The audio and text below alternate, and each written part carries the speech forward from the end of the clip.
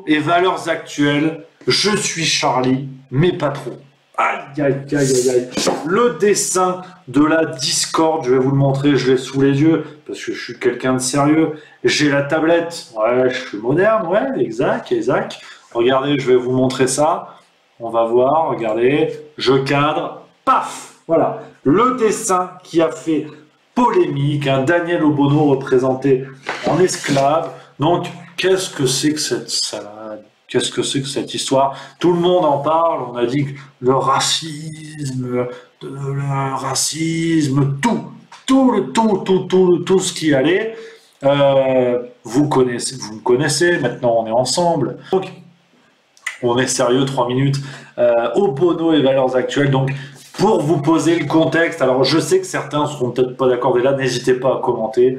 Le contexte, un article de fiction paru dans Valeurs Actuelles, donc comme c'est le cas depuis plusieurs années, tous les étés, Valeurs Actuelles fait paraître un roman de l'été où ils prennent des personnages connus, des personnalités publiques, donc Zemmour, Raoult, François Fillon et donc Daniel Obono, et prennent ces personnages et ils les mettent dans le passé, à une époque qui met en lumière leurs contradictions actuelles. Donc on a eu par exemple Raoult dans les tranchées de 14-18, et donc Daniel Obono, dépeinte en esclave du XVIIIe siècle. Donc Daniel Obono est une députée d'extrême gauche du parti La France Insoumise, connue pour son engagement antiraciste. Vous connaissez mon point de vue là-dessus. Tu peux enlever le anti, il reste raciste. Mais je vais m'expliquer après, vous inquiétez pas, je balance pas ça comme ça. Donc, Daniel Obono, donc est dépeinte en esclave, qui est vendu sur des marchés avec toute l'atrocité de l'époque. Bien évidemment que cette période est atroce, que ce qui est raconté est terrible, mais nous sommes, je le rappelle, parce qu'apparemment on a un petit peu oublié, dans un article de fiction. Un article de fiction qui, d'ailleurs, est tellement... assume tellement cet aspect-là qu'il y a un personnage qui est celui qui va acheter l'esclave Obono sur un marché. Le personnage s'appelle, excusez-moi, je vous retrouve ça, parce que vous allez voir, le côté fictionnel est quasiment humoristique, est assumé. Il faut que je vous retrouve, c'est du direct, parlez entre vous. Ça y est, j'ai trouvé. Il y a un personnage qui est ambassadeur à Tripoli du Pacha de Smyrne, s'appelle Omar Ben El Baladur. Voilà. Bon, c'est un peu de l'humour, donc on est sur un texte volontairement de fiction, et comme vous le savez, comme tout le monde le sait, finalement, la fiction généralement aide à penser parce qu'elle n'est pas le réel, mais apparemment, cette espèce d'évidence, on l'a dégagée à coups de pied au cul. Donc, voilà, l'objectif, comme le dit Valeurs Actuelles, est très simple. Avec ce roman de l'été, il est de, je cite, faire ressurgir par contraste certaines inepties de notre époque. Autre explication, je cite, imputant, donc dans le contexte de Daniel Obono, excusez-moi, Valeurs Actuelles décide de plonger Daniel Obono dans cette époque de l'esclavagisme parce que Daniel Obono, pour Valeurs Actuelles, impute la traite esclavagiste aux seuls Européens, alors qu'elle fut aussi le fait clairement documenté d'Africains entre eux. Oui, parce que c'est la petite zone d'ombre. On sent que c'est de ça qu'il faut pas trop parler. Dans ce roman fictionnel de Valeurs Actuelles, Daniel Obono est représenté en esclave qui est vendu à d'autres tribus africaines. Et c'est très clairement ce qui, en tout cas, l'un des gros problèmes que pose pour Daniel Obono et pour tous ses défenseurs cet article fictionnel de Valeurs Actuelles, c'est qu'il met en lumière une vision de l'esclavagisme qui n'est pas la plus courante. Bien évidemment que l'on préfère dire que l'esclavagisme n'était le fait que des Européens, par réduction que des Blancs, alors que là, on voit bien que l'histoire est beaucoup plus complexe dans ce qu'elle a le plus souvent de plus atroce. Donc, nous ne sommes pas là pour faire... L'idée n'est pas de faire un tri entre ce qui est plus ou moins horrible. Il suffirait quand même de regarder au moins l'histoire avec lucidité et non pas avec les yeux d'aujourd'hui. Et là, cette affaire Obono et Valeurs Actuelles, qui à mon sens, vous allez comprendre, n'en est pas une, montre bien que nous avons complètement changé de rapport à la vision de l'histoire. Donc, cette affaire-là, déjà, effectivement, je vois que Serge qui met un commentaire qui parle de caricature. Et effectivement, il est important de rappeler que cette affaire Daniel Obono contre Valeurs Actuelles explose en pleine ouverture des procès des terroristes de Charlie Hebdo. Donc d'où le titre de cette partie, Je suis Charlie, mais pas trop, parce que là on voit très clairement que la liberté de fiction, que la liberté de caricature arrange quand elle ne nous concerne pas. Et donc il y a eu un véritable emballement médiatique et politique. Jean Castex, Premier ministre, a fustigé, je cite, une publication révoltante qui appelle à une condamnation claire. Donc si vous avez son adresse, n'hésitez pas à lui envoyer un petit dépliant sur ce qu'on appelle communément la séparation des pouvoirs. Ce que j'ai trouvé intéressant aussi, c'est l'intervention de Léonora Miano dans le Nouvel Observateur. Léonora Miano est une romancière qui a fait paraître un livre qui s'appelle Rouge Impératrice l'année dernière, je crois, dans la dernière entrée littéraire, ou il y a 2 ans, un livre que j'ai lu. Vous pourrez retrouver la critique sur le site de Lettres Bi, et vous allez voir pourquoi cette intervention de Léonora Miano m'intéresse énormément. Je vous cite ce qu'elle a dit, là encore, c'est un petit peu long, mais vous allez comprendre où je veux en venir. Léonora Miano dit dans le Nouvel Obs: ceux qui entendaient régler leur compte avec Madame la députée Danielle Obono se sont rendus coupables d'un viol symbolique, lequel ne touchait pas sa personne seule, mais celle de toutes les femmes subsahariennes et afro-descendantes. Donc, cette affaire-là n'est plus seulement une caricature que d'aucuns ont trouvé peu ou pas drôle, voire insultante. Là, on parle complètement de viol symbolique sur toutes les femmes subsahariennes et afro-descendantes. Léonora Miano, pourquoi je vous parle d'elle, pourquoi cette auteur m'intéresse énormément, c'est que dans son livre Rouge Impératrice, l'auteur imagine, si vous voulez, une rémigration des Blancs européens en Afrique, étant donné que l'Afrique a colonisé l'Europe et c'est un mouvement migratoire inverse qui s'enclenche. On est dans un roman, je ne sais pas si on peut le qualifier d'anticipation ou dystopique ou utopique, je ne sais pas du coup selon la posture de chacun, mais Léonora Miano écrit dans son roman, qui est aussi une fiction, tout comme l'article de Valeurs Actuelles, je vous cite ce qu'elle écrit dans son roman. Donc pour parler des Blancs qui viennent en Afrique, elle parle des sinistrés, vous allez comprendre, je cite: la démographie du continent le protégeait d'une éventuelle submersion par les sinistrés ou par quiconque. La puissance de ces cultures permettait aussi que l'on se rassure quant à la capacité d'autres à dominer. Cependant, il pouvait se révéler néfaste pour la société d'abriter en son sein un groupe humain amer et revanchard. Les parents sinistrés ne pouvaient instiller dans le cœur de leur progéniture que des sentiments contradictoires, être de quelque part tout en ne le supportant pas, guerroyer sans fin avec une part de soi-même dont il était impossible de se défaire. Et en fin de roman, Léonora Miano évoque la possibilité, voire l'utilité, dans le cadre de son roman, d'un génocide des Blancs. Donc, vous connaissez ma posture là-dessus. Pour moi, tout est autorisé, aussi bien l'article de Valeurs Actuelles que le roman de Léonora Miano. Tout devrait être autorisé, quitte à choquer, quitte à susciter le débat, mais nous pouvons en parler sans condamner et sans interdire. Mais quand Léonora Miano condamne l'article de Valeurs Actuelles en parlant d'un viol symbolique, j'aimerais simplement qu'elle se rappelle ce qu'elle a écrit et comment peut-on considérer la possibilité d'un génocide des Blancs, quand bien même dans un roman de fiction. Donc voilà très clairement ce que l'on peut dire là-dessus. Donc sur cet emballement médiatique, sur le plan judiciaire, le parquet de Paris a ouvert une enquête pour injure à caractère raciste il y a quelques jours. Hein, donc voilà la rapidité de la justice dans ces moments-là. Et donc très clairement, la question se pose, on est Charlie ou pas? Très franchement, en pleine ouverture des procès, cette question est très grave. On se rappelle tous de ce que l'on a vécu, de où on était, de ce que l'on faisait au moment des attentats de Charlie. On se rappelle des conséquences en France et à l'international. Et aujourd'hui, nous en sommes donc là, à se poser les questions s'il faut interdire un article de fiction. Donc, et je souhaiterais aussi rebondir là-dessus pour enchaîner et pour expliquer quand même qui est Danielle Obono. Alors, bien évidemment, la personnalité politique et médiatique qu'est Danielle Obono n'interfère pas dans la tristesse, dans le choc et dans la violence qu'elle peut ressentir dans cet article. Mais j'aimerais quand même rappeler qui est Danielle Obono et rappeler, et en tout cas le mettre en parallèle de ce qu'elle dit par rapport à cet article de Valeurs Actuelles, quand elle dit que son combat est un combat contre le racisme et que l'interdiction de l'article de Valeurs Actuelles aiderait la lutte contre le racisme. Donc j'aimerais par exemple rappeler un peu ces faits d'armes, notamment en 2012, donc on commence en 2012, il y en a sûrement eu d'autres, mais on commence en 2012, Danielle Obono signe une pétition de soutien au rappeur Saïdou, une pétition soutenant alors la liberté d'expression et la tradition pamphlétaire française. Bon, jusque-là, je tire mon chapeau. Bon, en fait, cette pétition visait à pouvoir dire « nique la France ». Bon. En même temps, on va être très, très clair, hein, tout à fait transparent.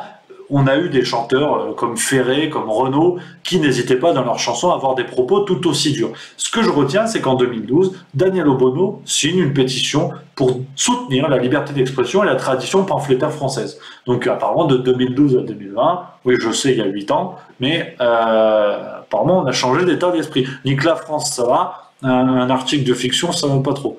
En 2017, chez les grandes gueules sur RMC, elle dit il faut que pour défendre la liberté d'expression de ces artistes, oui, parce que ça fait partie des libertés fondamentales. Donc on est clairement sur un engagement, je ne sais pas quel est votre avis là-dessus, mais que je trouve tout à fait sain, tout à fait citoyen, que de défendre la liberté d'expression des artistes, ça fait partie des libertés fondamentales. C'est Daniel Obono qui le dit. Donc dire, si Daniel le dit, c'est que moi je suis d'accord, bravo. Bon alors pourtant, il y a 2 ans je crois, il y avait cette affaire des camps en non-mixité. Ouais. Et là, Daniel, elle a dit que ces camps permettaient de libérer la parole plus facilement et ils ne sont pas dangereux lorsqu'ils répondent à un moment donné à des besoins d'une catégorie. Les personnes qui sont victimes de violences sur un certain nombre de questions vont avoir besoin de dire qu'il va falloir qu'on puisse discuter en se sentant en confiance. Du coup, il faut le faire avec des personnes avec lesquelles on s'identifie comme partageant le même type de problème. Bon, apparemment, déjà, tu sens qu'on est moins dans un délire citoyen. Là, quelque part, les camps en non-mixité, ça passe. Pourtant, moi, comme un con, comme un benet, je pensais que séparer les gens sur la base de leur couleur de peau, c'était du racisme. Le con m'a dit non, quoi? Non, c'est pas ça. On m'a dit c'est pas ça. Donc apparemment, c'est pas ça. Pareil, autre fait d'armes, pareil, il n'y a pas très longtemps. Daniel Obono se plaignait que les députés ne gagnent pas assez d'argent pour se loger. Elle a dit ça en 2018. Hein, je rappelle le salaire des députés, 5 700 € de salaire et 1 200 € de loyer remboursé.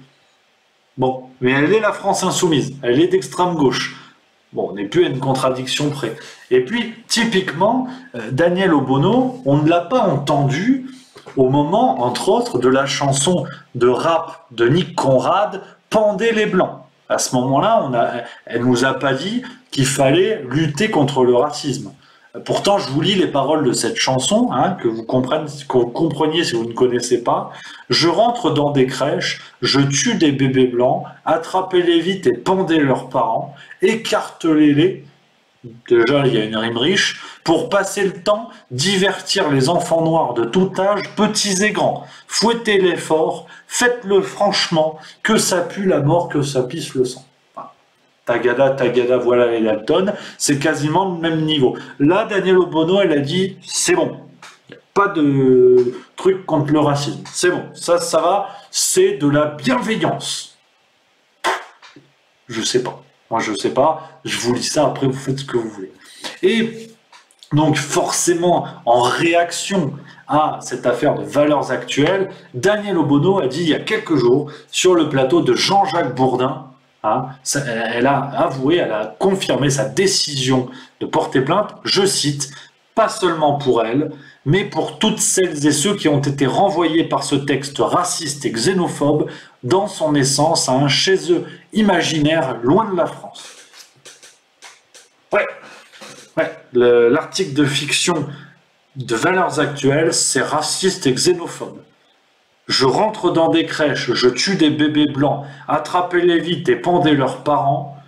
C'est de la bonne ambiance. C'est quasiment Patrick Sébastien. Ah, qu'est-ce qu'on est serré au fond de cette boîte.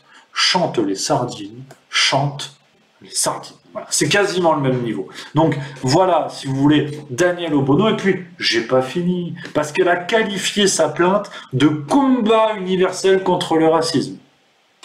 C'est quasiment la Malcolm X du Poitou-Charentes, si tu regardes. Donc, voilà où on en est, si vous voulez, l'aberration de tout ça, hein, de faire feu de tout bois pour alimenter un antiracisme qui n'hésite plus à utiliser les mêmes outils que le racisme le plus terrible. Et rappelons également que Danielle Obono est soutenue et assume tout à fait ce soutien, d'ailleurs parce qu'elle pourrait s'en départir publiquement, mais elle assume tout à fait ce soutien par Aria Boutelja, Aria Boutelja qui qualifie Danielle Obono de sœur, elle a dit ma sœur, dans la réunion, dans la manifestation qui a eu lieu à Paris il n'y a pas longtemps, il y a quelques jours, 2 ou 3 jours. Donc Aria Boutelja, qui est qualifiée par Danielle Obono, je cite, de militante antiraciste, une camarade parce qu'elle fait partie de ce mouvement. Tu te dis, bon bah ok, mais qui est Aria Boutelja? Je suis allé chercher quelques déclarations d'Aria Boutelja, notamment sur l'ensauvagement. Encore ça. Aria Boutelja, au sujet de l'ensauvagement, dit, je cite, c'est la France-Afrique qui ensauvage la France et pas les Africains. C'est la répression des migrants aux frontières de l'Europe qui ensauvage l'Europe et pas les migrants. Ce sont les crimes policiers qui ensauvagent l'institution policière et non pas les habitants des quartiers. Et c'est l'islamophobie, la négrophobie, la romophobie qui ensauvage la France et non pas les musulmans, les noirs ou les Roms. Voilà ce que dit Aria Boutelja. Et puis, elle a aussi dit, Aria Boutelja, par le passé, en tant que militante antiraciste, donc sûrement, c'est de l'antiracisme, moi je ne sais pas, elle a dit, je cite, « L'idéologie selon laquelle les couples mixtes, la rencontre entre deux cultures c'est beau, est vraiment pourrie. » Autre morceau, si une femme noire est violée par un noir, c'est compréhensible qu'elle ne porte pas plainte pour protéger la communauté. Autre citation, comme chacun sait, la tarlouse n'est pas tout à fait un homme, ainsi l'arabe qui perd sa puissance virile n'est plus un homme. Voilà un plaisir d'ouverture, de tout ce qu'on aime, tout ce qu'on aime bien. C'est de l'antiracisme, sûrement, je pense que c'est de l'antiracisme. Donc voilà à peu près où on en est. Concrètement, on en est là aujourd'hui, ce supposé combat contre le racisme par celles et ceux qui utilisent les mêmes outils sous couvert d'antiracisme. On défend les camps en non-mixité et on accuse une fiction. Donc voilà où on en est à l'heure où, bien évidemment que le racisme est un véritable fléau qu'il faut combattre de toute urgence, mais va-t-on y arriver en séparant les gens d'après leur couleur de peau? Va-t-on combattre le racisme par le racisme? Donc clairement, voilà où on en est. Il y a une véritable urgence de prendre conscience de ce racisme à l'envers. On ne lutte pas avec les accidents, contre les accidents de la route, en augmentant la vitesse. Donc très clairement, nous en sommes là aujourd'hui. Et puis on est même allé encore un petit peu plus loin avec cette illusion du je suis Charlie. Donc pour revenir à cette affaire Obono aux valeurs actuelles, en pleine ouverture des procès des terroristes de Charlie Hebdo. On en est là avec un article notamment paru sur France Culture le 1er septembre 2020. Le titre de l'article était « Republication des caricatures de Mahomet, Charlie Hebdo, courage ou provocation » sur France Culture en 2020. Donc voilà où on en est. Voilà tous ces interdits, tous ces appels à la censure qui aujourd'hui émanent du camp du bien autoproclamé. Donc il y a véritablement urgence à prendre conscience de ça et de ne pas donner d'importance à des polémiques bidons qui profitent malheureusement à des politiciens en perte de vitesse et qui n'incarnent plus personne que leurs seuls intérêts. Donc j'aimerais reprendre une citation de Raphaël Enthoven que j'adore, j'apprécie énormément ses travaux, donc n'hésitez pas à les découvrir. Peut-être que sur la crise du coronavirus on était moins d'accord, mais c'est un autre débat. Excellent professeur de philosophie si vous avez l'occasion, et qui disait dans un récent interview chez nos amis belges de la Libre Belgique, je crois, je sais plus quelle... Attends, est-ce que je l'ai mis en lien? Non, je l'ai pas mis. Oh, je vais le rajouter. Qui disait qu'il est beaucoup plus difficile de lutter contre des gens qui croient augmenter l'égalité en augmentant la censure. Quelle belle phrase. Quelle belle phrase. Donc, voilà où on en est. Voilà ce que je pouvais vous dire sur cette affaire Obono.